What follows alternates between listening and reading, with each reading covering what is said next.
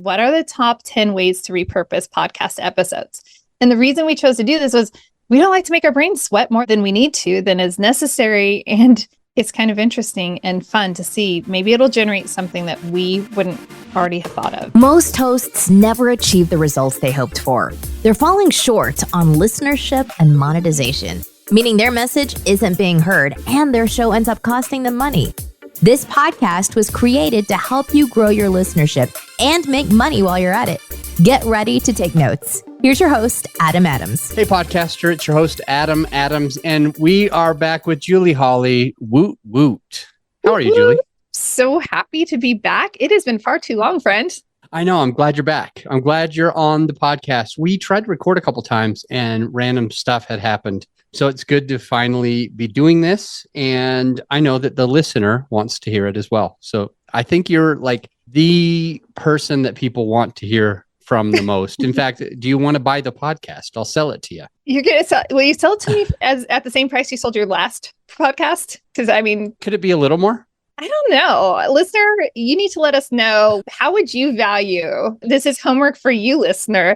How would you value and decide like, okay, it's worth X amount of dollars? I'd love to know what the listener has to say about that. If I wanted to buy this podcast, how much should I pay for it? I wonder what they'll say. It might make me cry or it might make you cry. I'm not sure.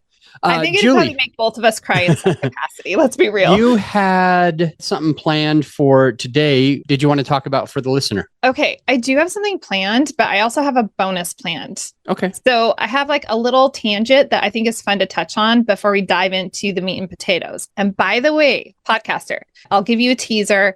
And that is that I really want to know, we make this beautiful long form content and most of us are not maximizing how we are utilizing it. So I'm just giving you a teaser that that's what I want to dive into. But before we go there, I want to know, Adam, how are you using AI right now for podcasts, podcasters, supporting your podcasters? We aren't doing a lot. I mean, we've been looking into a few things and I've had a couple people on the show who are focused on AI just to get some ideas for me and for the team. But it sounds like there's a lot of really cool tools available. We haven't used almost anything. The things that basically we do everything like personal, right? My team will be editing, doing post-production, listening to every word. But I feel like is something artificial intelligence is something that we should be exploring. So we've been looking a little bit. There's a couple apps that we are subscribed to. One of them ultimately just transcribes things. Other than that, we haven't used much. I mean, there's this other, trying to remember what it's called right now, Descript. We use something called Descript. And I think, if I'm not mistaken, my team would know better because they're the ones who use everything more than me, but where it basically helps you get audiograms or videograms kind of quickly. But there's somebody that I was talking with just the other day where his company is able to take macro content and turn it into micro content, lots and lots of things. And it's pretty smart about it, figures out the points, knows what the avatar is looking for. I mean, we are using ChatGPT now as of like last week to help us with titling episodes, just so it goes a little bit faster and is always compelling. You got to kind of import everything into ChatGPT first, like tell it everything that you're looking for. What are the parameters? What are you trying to achieve? And so we're creating that for every client. So we basically, for you, we take your avatar, your perfect listener, and we import that into there, everything that's unique about your show, what you do that's different. And it's starting to help us title episodes, but we're in the beginning stage. Oh my gosh, that's so exciting. I would love to share that I'm using AI in a way that I think most people are not using AI. So we use it a lot of times for the productivity elements, right? However, I've been using it, and this is like the little hack that I want to share with you, podcaster, because this is helping me level up my hosting skills. So I've been taking the transcripts. I record in Zoom, and Zoom now provides the transcripts. I'm able to download those transcripts. I copy and paste them into Bard AI, which is Google's AI. I only just heard about that this week as we're recording. It's funny. I'm finding Bard is so amazing. How do you spell it? How do you spell Bard? Yeah, B-A-R-D. Mm-hmm. And Bard isn't it like an oracle or a great writer? I think in ancient, like the meaning of the word, right? But I was at a Brennan Burchard event recently, And I was speaking with someone. I said, hey, what are you most excited about? And he was saying, well, he supports other high performance coaches. And he's like, I'm using AI and I'm having it create session summaries of my coaching sessions, and I'm having it evaluate me. And my little high performer heart just like screamed, I just found basically high performance crack. And I am now addicted to putting these transcripts into Bard, and it has this prompt. And I will say, please create a summary of this episode just so I can have it, so I can record a really good introduction. And this is all new to me, as in like the last 2 weeks. And then I say, please evaluate Julie's hosting skills and please share ways that she can improve. And the feedback that you get on your high points as like a host and the areas you can improve are phenomenal. And I'm already noticing a difference in. Can you give us an example of like what it told you you could improve on? If you don't mind. I would absolutely. Actually, I have one pulled up that I did yesterday. Evaluation of Julie's hosting skills. Julie actively listens and engages with the name of the guest, asking insightful questions and following her lead. That's great. Effectively draws out Ashley's story and allows her to share her experiences in her own words. Julie also adds her own experiences, insights, creating a sense of connection and shared understanding. Julie encourages Ashley to elaborate and provide concrete examples, making the conversation more informative and engaging. Those are like, yay, thumbs up, I'm getting better, right? Now, here's the suggestions to improve Julie's hosting skills. I find it comical, right? Because my podcaster, you've been listening, you know that I can, kind of go off on tangents.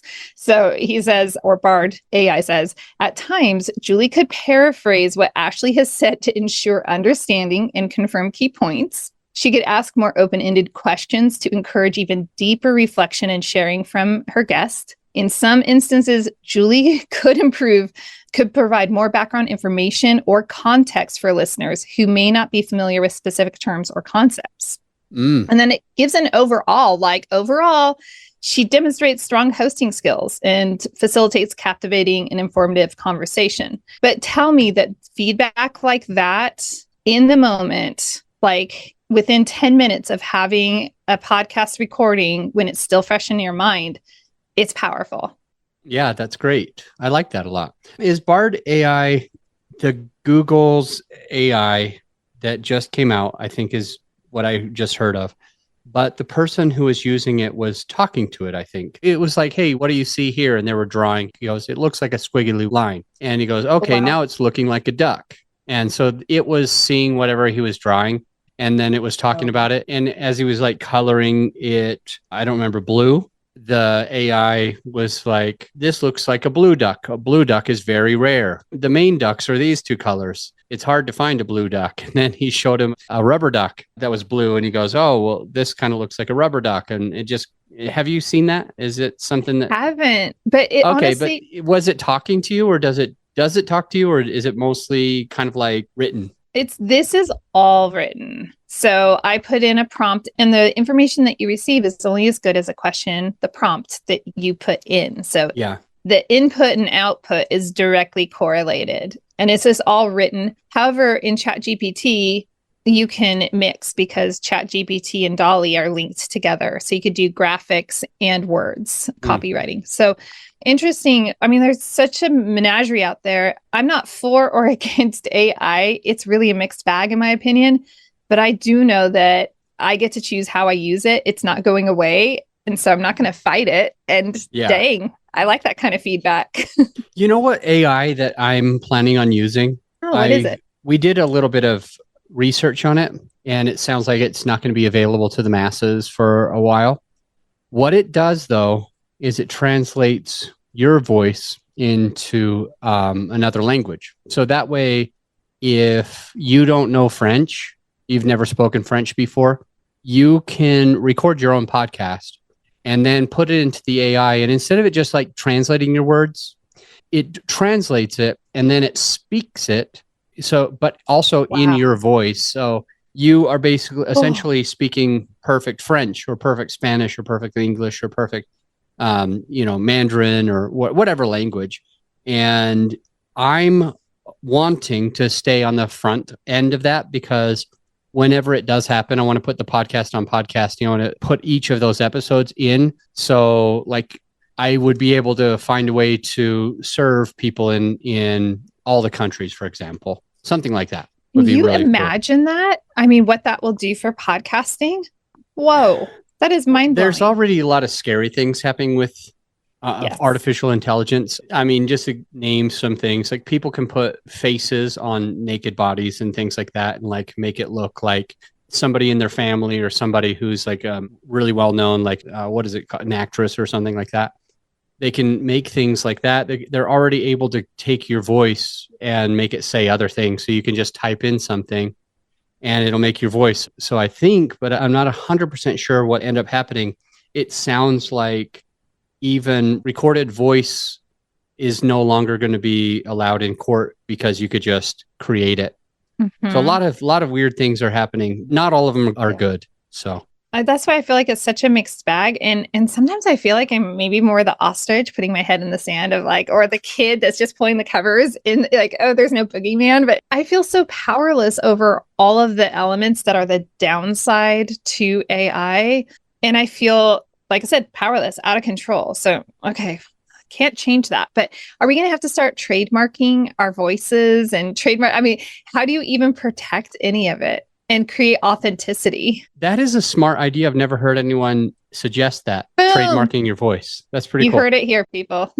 That's a really, really good idea. Well, maybe we can find a way to do that. I'm going to type this in and maybe I'll talk to my attorney. Trademark my voice ASAP. Exactly. That means as soon as possible, just in case anyone was wondering.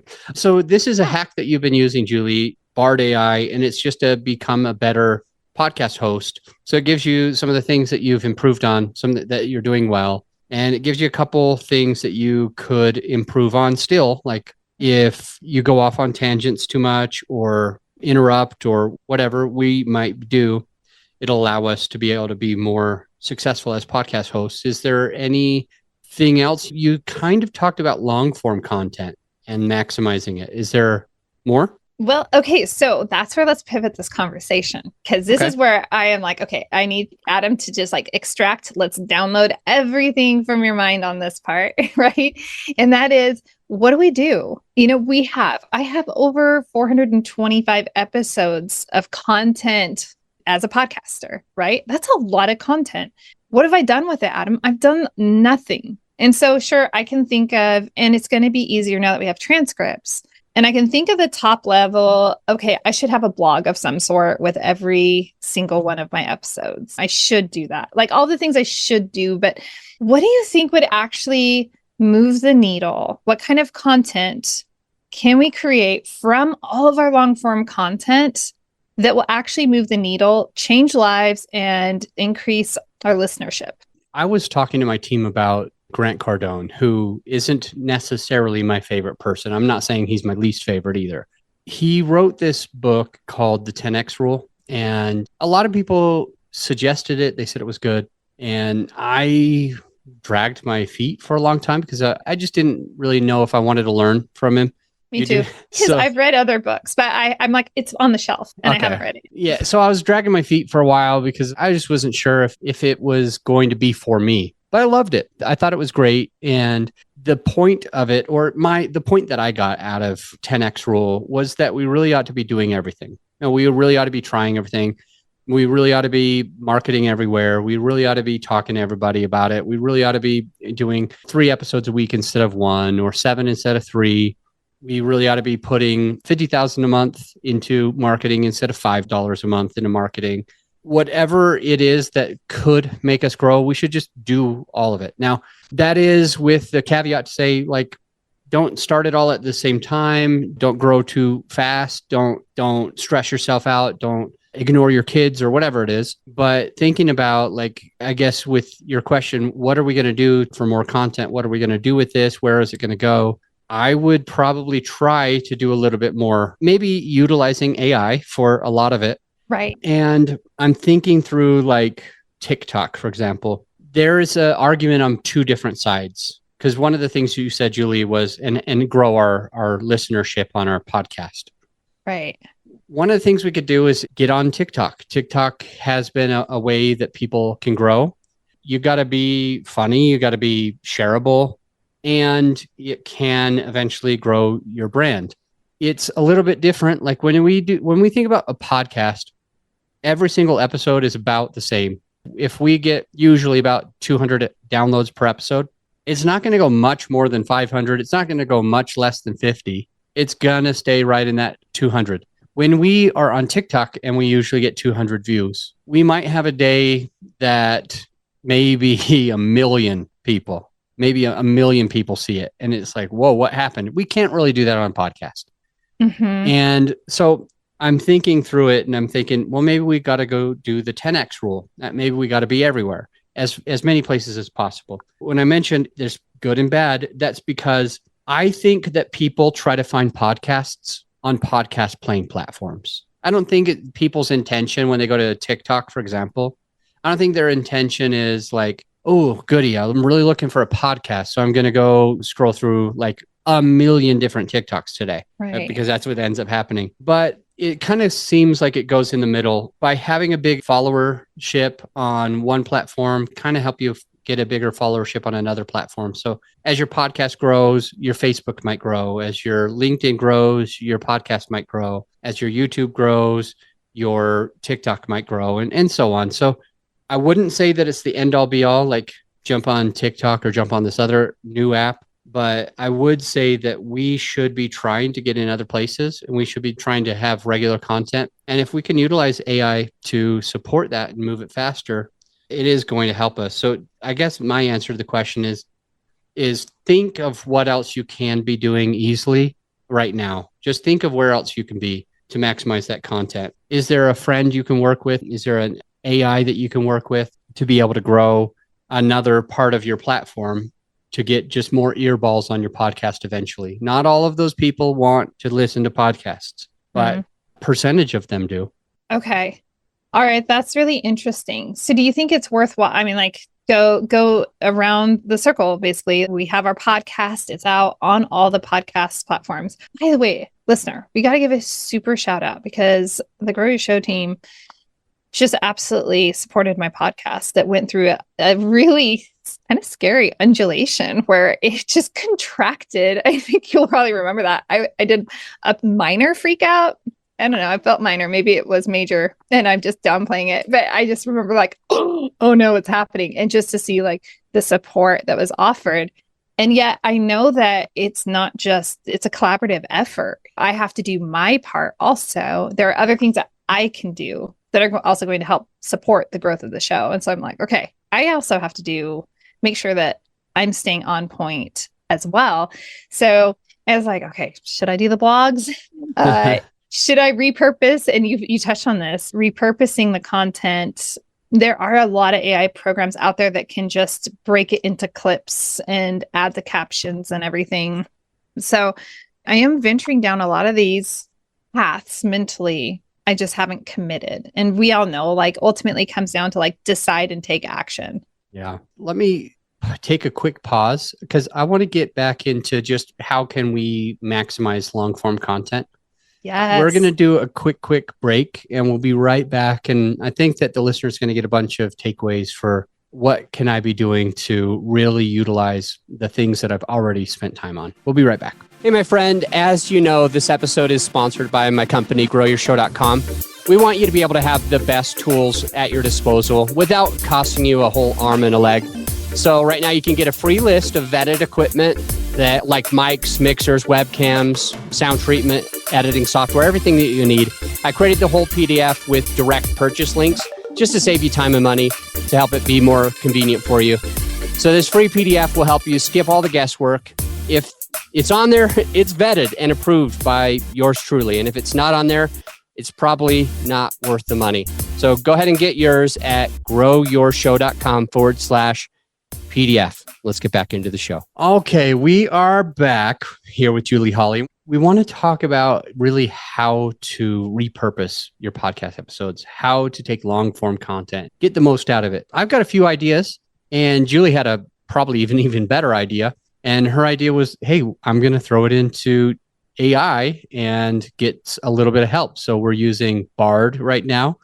And we're asking, what are the top 10 ways to repurpose? And I've got a good handful of them listed as well on the side. So let's talk about it.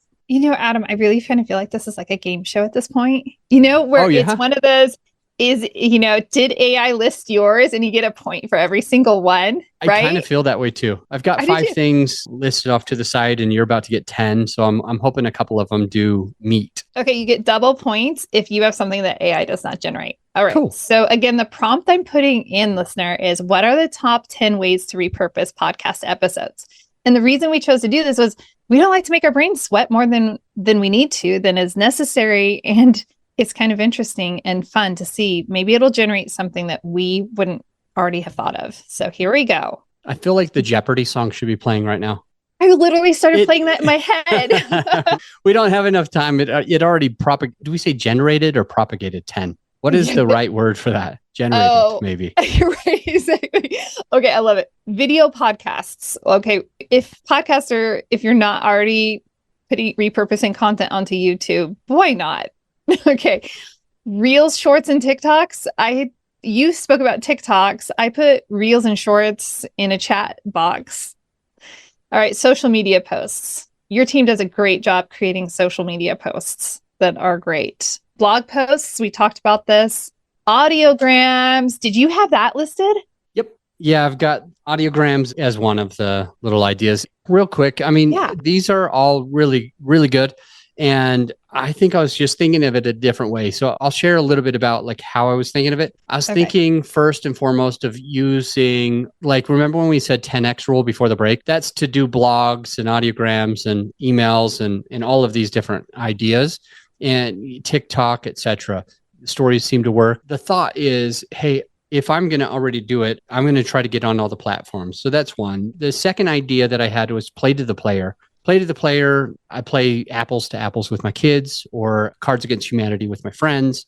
And when I do that, I think of the card. If I'm playing with you, Julie, and you've got the card that you're going to pick between a few of us, I'm going to try to pick something that you would be likely to pick. Not just something that I like or that is just simply funny, but which one plays to her because she's the one picking. And that's the same thing when I put play to the player down. If we're doing a blog, let's create the content more like a blog. When we're doing it on LinkedIn, we'll create it more LinkedIn-y. And when it's on Instagram, it'll be more like Instagram. When it's on TikTok, it'll be more like TikTok. And so the ideas are some of these are rectangle videos horizontally. Some of these are square videos. Some of these are rectangular videos vertically. Some of these are 30 seconds. Some are 60 seconds. Some are 2 minutes. Some are 5 minutes. Some of them are more businessy, some are more artistic, and some are more of that. So it just depends on where we're publishing these things. If it's an email marketing campaign or whatever, we want to play to the player. We want to play the card that we think that one's going to work best. And the point of that is, even though we have 6 different cards and we would pick the last card because it would be ours, we got to be thinking, if I was playing and Julie was picking, which one will she pick? And if I was playing and Amanda was picking, which one would she pick? And then I would actually play a different card than the one that I personally thought was the best. And that's like when we're on TikTok, let's build it the way that TikTok wants it. So that's kind of where my head went with the 5-ish ideas that I had prepared. I really appreciate that. These are more like tangible. Mine's more ideal ideas. And this is more like do this and do this and do this. Let's have you finish, but going through them, let's have you go through them. Will you also share, this is number 1, this is number 2, so that for the listener, they can clearly, if they are taking notes, he or she's going to be able to just jot that down and make sure that they've got all 10.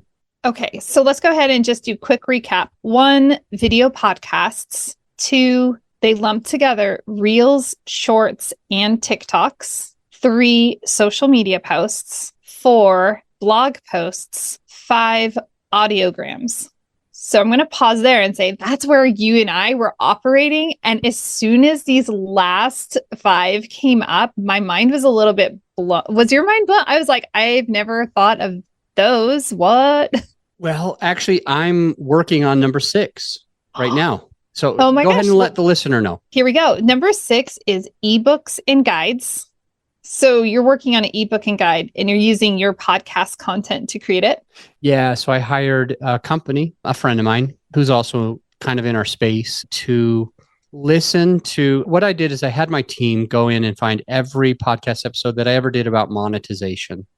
I had them listen to every episode that I did about finding good guests, every episode that I did about equipment for your podcast, and so on. So I think we got like 13-ish chapters where we talk about all of the things that's going to make you a successful podcaster. And for each chapter, we might have one episode to listen to, up to 5 episodes to listen to. And then it goes to the ghostwriter. And the ghostwriter will listen to all of those episodes about that part of that subject. So if I'm talking about equipment, then they'll go in and they'll listen to all of those and they'll make notes and they'll tweak things, change things, bullet point things, and they'll create a chapter based on what equipment that we need and what stuff is kind of like useless. And so that is becoming a book. It's very far along, but I still have to do some proofreading because sometimes the ghostwriter, they're not armed with all of the information that they need. Just like when we prompt things with ChatGPT or Bard, they weren't prompted well enough. And so I'm going to go through those and we're tweaking it. But the book will be coming out pretty soon. It is so exciting. And that is making me, and I'm sure you listener, it's making me think of, I have so much content. That is a genius idea to just take a single topic and extract it from your entire podcast. Love it. Number 7, diving back in, is, by the way, I would get reamed. This would be a Julie could improve on. I should actually ask you further questions if this was my podcast. Number 7, email marketing. 8, online courses. That's super interesting. And once you have the book, you already have all that content. That'd be so easy for you to just create an online course to go, a companion course. Yeah. Number 9, workshops and webinars. And 10, paid content. And with that, they elaborated, offer exclusive bonus content, early access, or ad-free versions of your podcast to incentivize supporters and generate additional revenue. That is a podcast episode in and of itself that would take monetization to a new level. Yeah. And then they had a bonus tip. Yes. Thank you. Yes. I was going to skip over. I like the bonus tip, collaborate with other podcasters. Oh, you already said this, or experts for interviews or joint episodes to reach new audiences and cross promote content. We're doing that now. What? Yeah. And it's even more fun when you do this with friends. So make good friends. Remember, choose the repurposing methods that best align with your resources, target audience, and overall content strategy. I think that you just like hit it out of the park. I mean, you're already even doing this whole ebooks and guides thing. So anyway, you're setting a great example, but I would not have gone down this path if we hadn't had the conversation about AI and we weren't talking about how to repurpose long form content. So this has been extremely insightful for me. Let me take a few minutes to go through each of them again. Yes. So I'll go through like number 1, for example. I'll read it to the listener and then I'll just share a little bit of thoughts. So with the video podcast, it's saying to record video while you're podcasting to expand your reach to other platforms like YouTube, Twitch, Meta, and cater to visual learners. That sounds awesome. I do understand that some learners, we have different learning styles, but there's also the acknowledgement to know that some humans are blind, some humans are deaf, some humans are whatever. So it can be a really good thing anyway to make sure you're being able to appeal to and serve those who may not be able to just hear, but they can read. So video podcast, I think, is a huge benefit. Like if you're just thinking, I do focus my time and energy on my audio experience. That's where I focus. But right now I'm recording video. I've been focused on audio all the time, but currently we have video going and we can do a lot with the video. We can do audiograms, we can do videograms, we can do short clips, all that kind of stuff. But you're not going to be able to get that value if you're only recording audio. You're also going to have a hard time serving people that learn in a different way, like visual learners. And you may have a hard time serving those who can't hear, for example. So number 2, Reels, Shorts, and TikToks. It sounds like they're saying create short, engaging video clips, highlighting key points or humorous moments from the episode for increased shareability and potential virality. And so basically what you're doing is it goes back to, I guess, the teaser that we create for our clients is we always do a 17-second teaser.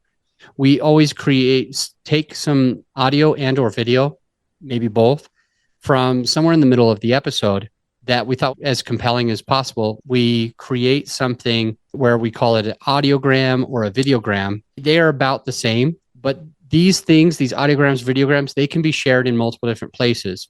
They can be shared on YouTube. They can be shared on Facebook. They can be reels. They can be shorts. They can be stories. They can be TikToks, etc. So once you've done number one and you have video podcasts, now you're able to create short, engaging video clips. And like they said, either having things that are key points that are very important or having it more on the funny side, humorous moments. The third one is social media posts. And I would say that you can get a lot of people to come to your podcast by social media, but you have to do it right.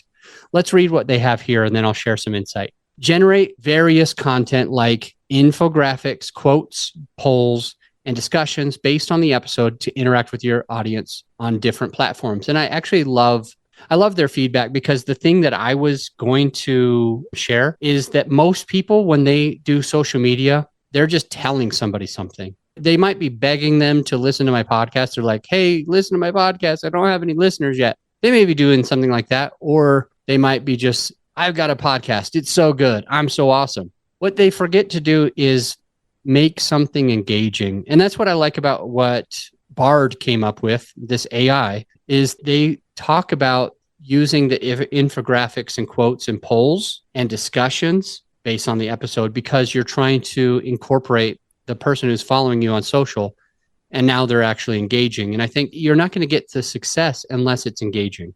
Number 4 is the blog posts.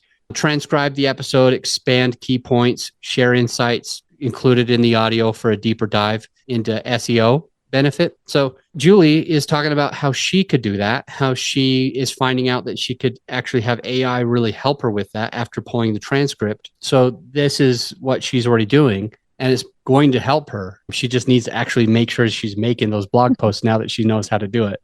I don't really use blog posts, but I'll tell you something that I've been considering for I don't know, it's probably been a few months now since I really started focusing on or paying attention or thinking that AI was a big deal, like not putting my horse blinders on or covering up my head when I'm a kid. But with the blog post, I want to find a way to start serving our guest the blog post to serve our clients who work with Grow Your Show, because I think that if we can add blog posts and improve the SEO, which is the search engine optimization, with basically it gets people's eyeballs to our clients' website. I think that could be a huge thing. And I think a lot of it could be done automatically. So that's just a couple key points there, some thoughts there. I might stop at 4 for go. Yeah, go ahead, Julie.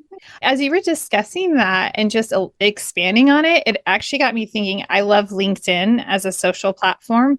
And you could repurpose a blog post as a newsletter or content that's more longstanding over on different platforms such as LinkedIn. Yeah, I like that. That's very true. And I found a few people that are getting a lot of success by taking things that they would normally create for a blog and doing exactly what you said. I've heard of a few people getting value doing that. I have not tried that. And you may as well, if you've already created the blog post, you may as well create something for LinkedIn, especially if your podcast, when you're playing to the player, especially if your podcast serves people on LinkedIn. It's good. Do you want to go through 5, 6? I guess we've already done a little bit of 6, but do you want to go through maybe 5 and 7 a little bit? Sure. Yeah. Audiograms. Sorry. We talked about audiograms. Oh, yeah. So we did. So say number 6, we've already talked about. That's the ebooks and guides that, in my case, I mentioned to the listener, I have a team that listened to a number of episodes to write a chapter. They listened to a number of different episodes to write a separate chapter. And I came up with a book simply by already having the content on my podcast. And now I can turn it over to you. Number 8, 9, and 10. Okay. Can we go to number 7 real fast? Email Yeah. marketing. It Yep. says use snippets and takeaways from your episodes to create engaging email newsletters that inform and nurture your subscriber base. I think that's really interesting because, true story, I just came out of LinkedIn prison. And these things can happen to us when we're active on social media platforms. You can reach out to me if you want to know the story. And so we know it's really important that we have an email subscriber list that we are constantly building. But do you think it's valuable to be sending out, podcast recap? I used to do this podcast recap for the week with the different podcast episodes and things. Like, do you think that's valuable? I do think it's valuable. Now, I think that it can be done a lot of ways. And going back to the social media posts that we already kind of mentioned before, Right. if we're doing something on social, and that includes LinkedIn, it shouldn't be just telling people stuff. The problem with just telling people stuff or just bragging about stuff or just begging for listeners is you're going to turn people off and they're going to ignore it. So, for example, you're either going to turn them off completely and they're going to stop following you, or they're just going to simply ignore it because you're just telling them something. You have to be requiring engagement. So if you're on LinkedIn or on any platform and you're talking about when an episode went out, you have to be thinking about this, and everybody write it down if you don't already have it. It's WIIFM. What's in it for me? It's everybody's favorite radio station, the FM radio station of what is in it for me. Basically, when we post on anything on social, LinkedIn or anything, yes, we got to play to the player. We've already said that. And we have to make sure that when we post on there, we find a way to get people's attention.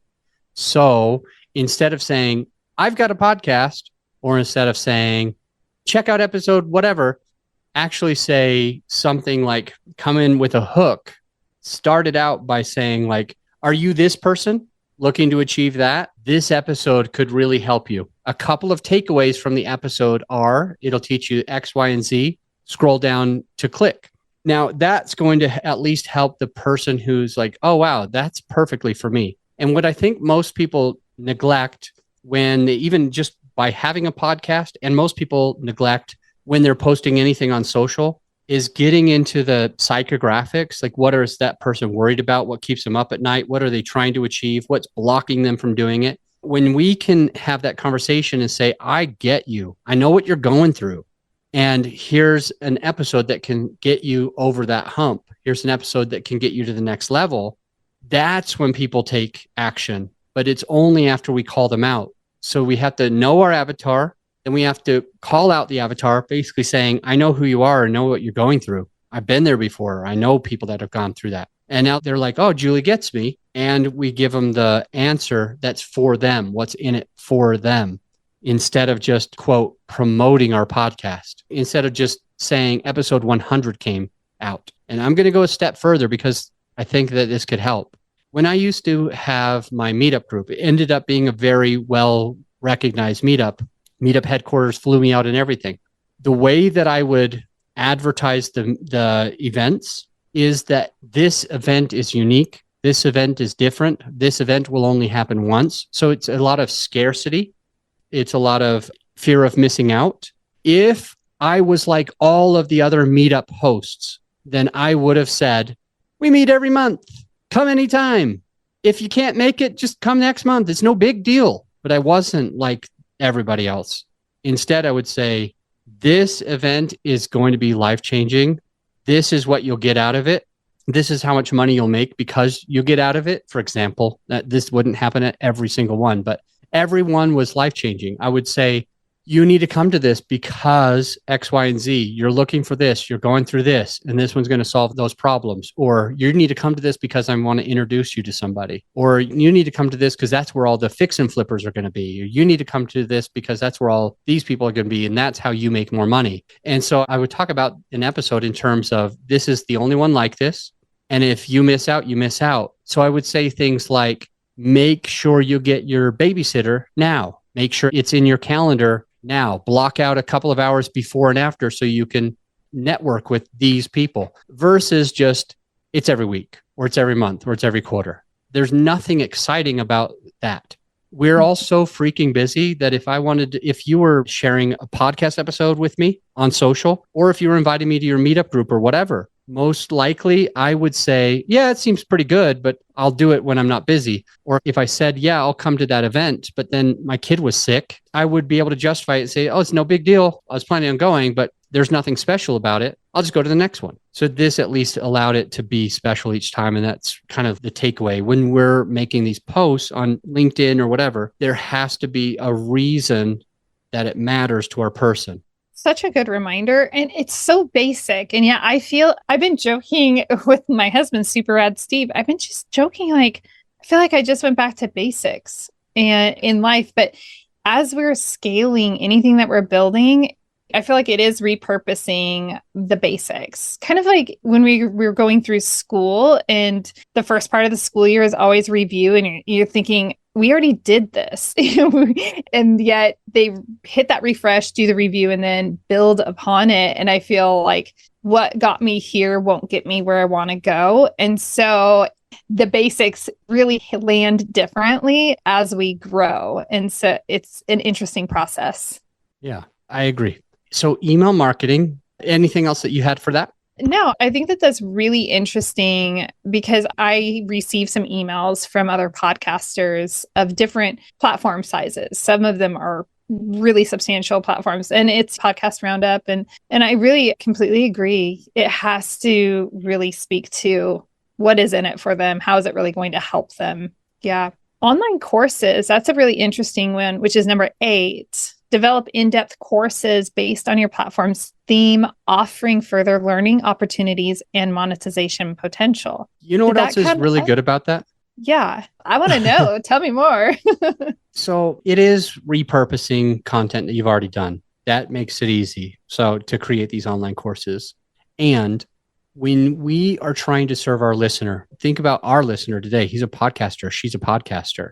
Somebody who probably has a business, somebody who probably has a service-based business, coaching, something like that, where they have the capacity. Our listener today probably has the capacity to easily be netting $20,000, $30,000, $40,000 a month off of their podcast, most likely. And the problem is, a lot of the times we think that just the free content is enough. I try to be as good as I can. I really do. Like when I'm on this show, and even if I get invited on somebody else's show as an interviewee, my goal is to always add as much value, tangible value, things that can help that person go to the next level. Yeah. And I still understand that if I don't end up working with that person, they might not be successful. If I do work with them, they definitely will be successful. So it's like, if our listener today is thinking through making online courses, here's the benefit that I was getting at, is that your listener, they're probably not going to know how to take that next level unless they join you somehow with an online course or something, unless they can go past just listening to you almost passively. When we are podcast listeners, and I'm going to call you out who's listening right now, you're probably doing something. Like you might be at the gym, you might be driving, you might be cooking food. You're doing 2 things at once. Who knows what those 2 things are, but you're probably doing 2 or more. Maybe you're an extra multitasker. The point being, as we are passive listeners, if we're not like engaged, if we're not calling up the person that we're listening to, if we're not paying for anything, if we're not joining something, if we're not going to the next level, we might not never, ever, if we're not focused on getting to that next level, ultimately through our actions, we might not get to the next level. So if you can have an online workshop, if you can have webinars, if you can have online courses, those types of things, any paid content like 8, 9, and 10 are online courses, workshops, and webinars. And then finally, paid content. If you're not doing those things, I'm sorry, you're probably not serving your listener as well as you can because you're keeping them as a listener. And as they stay as a listener, you don't make money, but also they don't get to the next level. You kind of have to follow 8, 9, and 10, where you have some online courses, you have some workshops, webinars, you have some paid content, because it's when your listener takes action on those 3 things, 8, 9, and 10, that's when they can make more money. And if you're part of it, you also can make more money. all of this entire conversation has been so powerful and rich and fun. But that right there, honestly, I'm such a servant, go-giver type person that I am like, oh my gosh, I'm not serving my listener well enough because I'm not doing these things. And you're right. I invest in masterminds. I invest in courses. I invest in those things because I value them and I know they will help me level up. And yet I'm not offering that same opportunity to my listener. Oh, wow. Okay. I can't take anymore. That right there, I'm like, I'm going to park there. Love it. Well, let's jump off. And to the listener, the next episode should be a shorter episode where it's just you and me together, where I'm pouring into you on something that I know you need to know. Maybe instead of turning off the podcast right now, check out that shorter episode. I'll see you in a sec. You know, I really don't say this nearly enough. I don't mention this and I feel horrible because it's a great resource for you to be able to take your podcast to the next level. And it's simply a free resource that I don't need your email or anything. It's just a podcasting course that I created that is ended up putting in the very first 6 episodes of this podcast. So if you haven't checked it out, definitely going to want to just check out those first 6 episodes, see how they can help you improve your podcast, get in front of more people, and have a better result where you're making more money through the podcast, etc. So much can happen after you listen through episodes 1, 2, 3, 4, 5, and 6. So if you haven't done it, go do it now. And by the way, if you're subscribed, you'll keep hearing more great content. So to those of you who are, I'll see you on the next episode.